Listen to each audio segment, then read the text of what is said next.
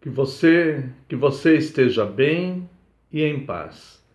Te convido à leitura do Evangelho de Mateus, capítulo 11, leremos a partir do verso 28. Vinde a mim, todos os que estáis cansados e sobrecarregados, e eu vos aliviarei. Tomai sobre vós o meu jugo e aprendei de mim, porque sou manso e humilde de coração, e achareis descanso para a vossa alma, porque o meu jugo é suave e o meu fardo é leve.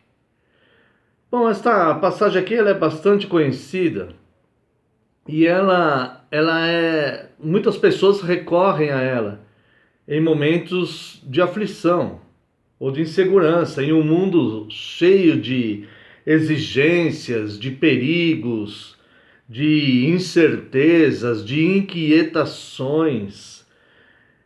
Como nós podemos achar descanso para a nossa alma?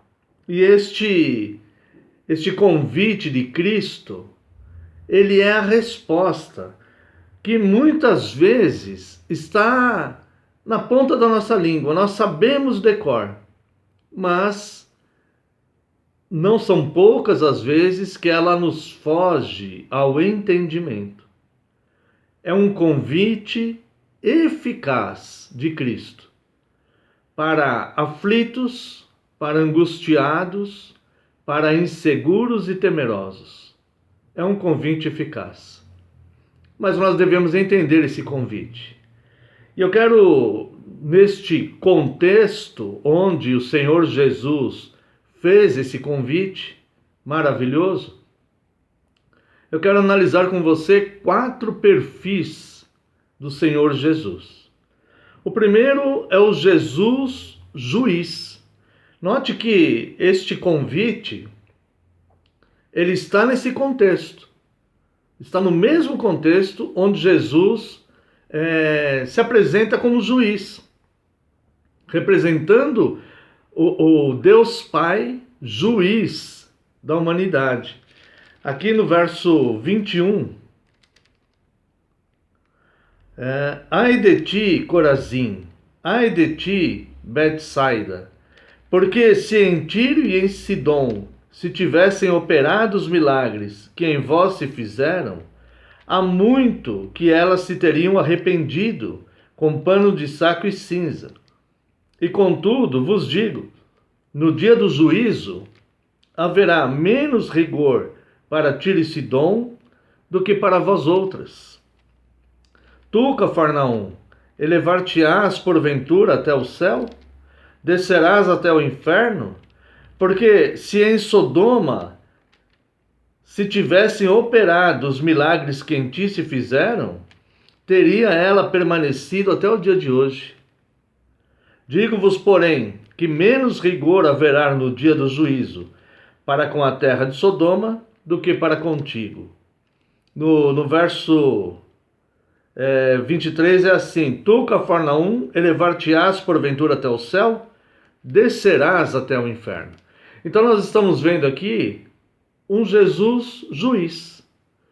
Um Jesus que determina que haverá rigor para certas pessoas, que haverá rigor, mais rigor para alguns do que para outros. Porque ele é um juiz que decreta sentença e ele está em posição de afirmar isso. É o juiz do mundo. Então nós vemos aqui, porque Jesus e o Pai são um. Então nós vemos aqui no mesmo contexto um Jesus amável, gentil, que faz um convite maravilhoso para os aflitos e temerosos. E vemos também o justo juiz que condenará sem misericórdia aqueles que rejeitam a obediência ou a submissão a si próprio, a sua própria palavra, de Jesus, quero dizer. Então nós vemos no mesmo contexto o juiz justo, que dará sentença sem misericórdia, e o Salvador gracioso que faz o convite gentil a todo aquele que está contrito. É como um juiz que está a caminho, um juiz humano, que está a caminho do seu julgamento, aliás, está a caminho do tribunal para fazer um julgamento, e durante o percurso ele percebe que uma criança está caída no trilho do trem, e o trem está se aproximando em alta velocidade. Esse juiz, então, ele para o seu carro, corre até o trilho do trem, tira aquela criança de lá e o trem passa. Depois ele sai de lá, entra no seu carro novamente, vai ao tribunal e condena um criminoso sem apelação. Dá a sentença de condenação a alguém. Esse juiz, ele, neste mesmo dia, ele foi o juiz que condenou aquele criminoso e foi o salvador daquela criança. O Senhor Jesus, ele tem essas duas funções. Ele condena, sentenciará aquele que não se submete ao bem, à sua palavra, que é a constituição da vida, mas também é o Salvador, aquele que veio buscar e salvar o perdido, e aquele que gentilmente, graciosamente, faz esse convite de alívio e refrigério a todos os que estão cansados e sobrecarregados. Ele faz o convite do alívio. Jesus é o Senhor dos Senhores. Também nesse mesmo contexto, nós vemos o Jesus Filho, o Jesus que é grato ao Pai. Versos 25 e 26. Por aquele tempo, exclamou Jesus: graças te dou, ó Pai, Senhor dos céus e da terra, porque ocultaste essas coisas aos sábios e instruídos e as revelastes aos pequeninos. Sim, ó Pai, porque assim foi do teu agrado. Jesus mostra aqui a sabedoria de Deus, que é oculta aos sábios. Essa sabedoria, ela se oculta à verdade e ao pensamento dos sábios e entendidos deste mundo. As pessoas que têm a sua sabedoria enraizadas, ou a fonte da sua sabedoria, neste mundo. E Jesus, então, dá graças ao Pai que oculta a verdadeira sabedoria a estes sábios de persuasão humana, que se fundamentam na sabedoria de homens. Sem simplicidade, nós não vamos ver o reino dos céus. Então Jesus, ele mostra que Deus, ele oculta, e Jesus é grato a isso. É grato ao seu Pai, que oculta essa sabedoria daqueles que buscam a sabedoria do mundo, mas revela essa sabedoria aos pequeninos. Porque é necessário sermos simples, como as crianças, para que nós possamos entrar no reino dos céus. Porque no reino dos céus não se pode entrar com malícia, não se pode entrar com dolo, com a premeditação, com armações, com conchavos, com a perspicácia oriunda de um mundo corrompido, da sabedoria de mentes corrompidas. Somente a sabedoria que vem do alto, que é revelada pelas Escrituras, que o próprio Deus as fez revelar, somente esta é que nos permite o acesso a Cristo e ao reino dos céus. Então esse convite é um convite eficaz, porque ele vem do juiz, daquele que tem poder condenatório. E ele é um convite eficaz porque ele parte do Filho, que é grato a Deus por ocultar essa sabedoria, este entendimento do que é este convite aos sábios deste mundo e revelar aos pequeninos, aos simples, aos humildes de coração, aos pobres de espírito, esses que são os bem-aventurados, os que choram, os misericordiosos. Então, este convite, ele se torna cada vez mais eficaz quanto mais nós analisamos esse contexto e nós observamos quem fez o convite, mais nós vamos tendo a percepção de como esse convite ele é eficaz. Vinde a mim, todos os que estáis cansados e sobrecarregados, e eu vos aliviarei. Somente quem está no aperto das aflições sabe o quanto é importante o alívio. Muitas pessoas perceberão isso muito tarde, onde não haverá mais a disposição deste alívio. O tempo oportuno é hoje, é agora.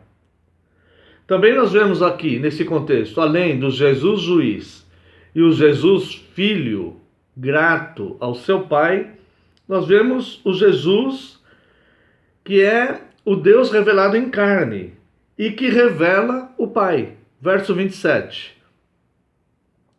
Tudo me foi entregue por meu Pai. Ninguém conhece o Filho, senão o Pai. E ninguém conhece o Pai, senão o Filho, e aquele a quem o Filho quiser revelar. Então nós vemos aqui que ninguém pode conhecer o Pai se não conhecer o Filho e se o Filho não quiser revelar o Pai.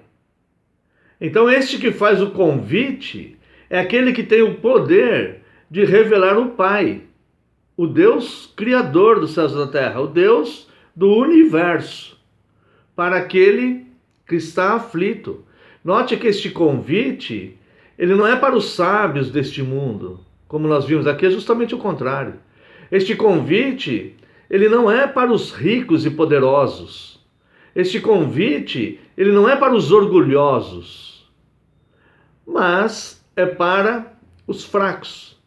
Este convite é o que está para os que estão cansados e sobrecarregados. Se alguns dos sábios deste mundo, se alguns dos ricos, se alguns dos poderosos, se alguns dos orgulhosos e fortes deste mundo se submeter a Cristo, se humilhar diante dele, trouxer um coração contrito, se estiver cansado da sua arrogância, estiver cansado de exercer dos seus recursos o poder sobre as pessoas, oprimir as pessoas, se algum desses sentir cansaço dessas coisas e querer se tornar fraco, se quiser tornar-se loucura para este mundo e submeter-se a Cristo, este também estará em condição de receber e aceitar esse convite de Cristo. Então nós vemos que o convite, ele é feito pelo justo juiz, que é também o Salvador, pelo Filho grato ao Pai, por aquele que veio em carne e manifesta o próprio Deus, o Deus vivo, e pelo Redentor, que oferece descanso antes da salvação. Veja bem o verso 28, ele está oferecendo esse descanso antes do tempo eterno, antes do paraíso, já neste mundo nosso aqui. Esta palavra ela tem trazido serenidade e cura para muitas pessoas há 2000 anos. Vinde a mim todos os que estáis cansados e sobrecarregados, e eu vos aliviarei. Esta passagem, essa promessa está no tempo presente. Vinde a mim todos os que estáis cansados e sobrecarregados, e quando vierem eu aliviarei. Tomai sobre vós o meu jugo e aprendei de mim, porque sou manso e humilde de coração. Trocar o jugo é trocar de vida. e aprender de Cristo é o conhecer a verdade vos libertará. E achareis descanso para a vossa alma, porque o meu jugo é suave e o meu fardo é leve. Sabedoria. Temos que analisar esse contexto para encontrarmos a sabedoria que vem do alto, para aceitarmos, de fato, este convite gracioso. O conceito da sabedoria. Para a filosofia, o princípio da sabedoria é a dúvida. Para a psicologia, o princípio da sabedoria é o questionamento ou a crítica. Para a psicologia, o princípio da sabedoria é a crítica. Mas, para nós, os pequeninos de Deus, o princípio da sabedoria é o temor do Senhor. É temê-lo, é ter zelo pelas suas coisas, é ter prazer nas suas leis, é querer aprender dos seus mandamentos para observá-los. É querer trocar uma vida cheia de malícias e perspicácia deste mundo, da sabedoria humana, pela sabedoria que vem do alto, uma vida súplice, uma vida simples, uma vida onde a prioridade é a misericórdia, a compreensão, o amor e o perdão. Esses valores estão muito acima dos valores do mundo, que são o dinheiro, o poder, e o status, e a escalada social, a beleza do corpo e coisas assim. A nossa prioridade, a prioridade dos pequeninos de Cristo, deve ser a misericórdia, a piedade, o serviço piedoso a Deus, o perdão e o amor. O convite envolve o encontro com Cristo. Ir a Ele no encontro pessoal, sem religião, sem máscaras, apenas ir a Ele. Vinde a mim. A forma que temos de conhecer esse Cristo e de irmos a Ele é a sua palavra. É a palavra revelada, não é a imaginação humana. Não é o que as pessoas imaginam ser Jesus Cristo. Mas sim o que Jesus Cristo se revelou nas Escrituras.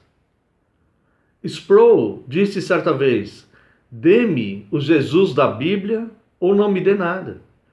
Nós não devemos seguir um Jesus que nasceu na imaginação humana, mas seguir o Jesus revelado nas Escrituras. Então este convite envolve o encontro real com Cristo. E só podemos conhecer esse Cristo através das Escrituras. E quando nós lemos esta palavra e nós confiamos no convite, quando nós temos fé que o convite ele é eficaz, nós fazemos uma oração súplice e falamos: Senhor, eu quero ir ao Senhor para receber este alívio. Eu sei que isso não é um passe de mágica, mas é o meu submeter a Ti, me arrependendo dos meus pecados, me arrependendo de ser pecador, me arrependendo de ser falho, e sabendo que sou pequenino e precisando da Tua ajuda para vencer este mundo mau. Eu preciso deste alívio, eu preciso trocar o jugo, eu preciso trocar o fardo, que o meu fardo está pesado demais. Então eu confio no seu convite e eu preciso ir ao Senhor. E eu quero devorar as Escrituras, eu quero cada vez mais ler os Evangelhos, as cartas apostólicas do Novo Testamento e aprender cada vez mais do Senhor. Esse convite ele envolve encontro com Cristo. Para o alívio. As pessoas estão sobrecarregadas de pesos, de responsabilidades, de preocupações, de medos, de pecados, de opressões. Cristo, ele pode fornecer o alívio porque a graça, ela emerge da cruz. aquele que voluntariamente se deu a si mesmo por amor de nós, aquele que deu seu único filho para a nossa salvação, como que não nos dará também junto com ele todas as coisas que nós precisamos? E este alívio para aquele que está em fel de amargura, para aquele que está em angústias, no poço das depressões e das inseguranças, este alívio é a corda da salvação. É como se um homem estivesse no fundo do poço e ele tentasse subir, mas ali está cheio de limo, escorregadio, e ele não tem onde se apoiar, e ele tenta sair do fundo daquele poço, ele não consegue, é alto demais. E ele não consegue chegar lá. E ele então sabe que sua vida está restrita àquele fundo de poço, úmido, frio, com vermes, ratos, impurezas, e aquele homem não consegue mais subir à superfície. De repente chega alguém lá de cima e joga uma corda para ele. Essa corda é Cristo. Ou nós seguramos a corda e subimos com ele, nós deixamos ele que desceu no poço nos colocar sobre seus ombros e nos içar lá para cima, ou nós ficamos no fundo do poço. O convite está feito.